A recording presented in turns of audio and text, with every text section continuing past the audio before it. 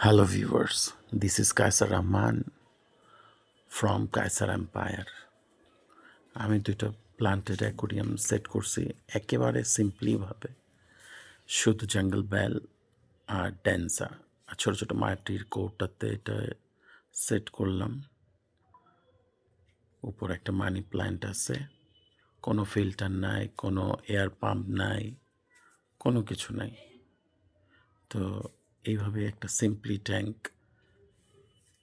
কেমন লাগতেছে জানাবেন, এটা আপনাদের সাথে শেয়ার করলাম, কমেন্টে বলবেন। তো ভিডিও এই পর্যন্তই, আবার নেক্সট ভিডিওতে আপনাদের সাথে কথা হবে। টাটা।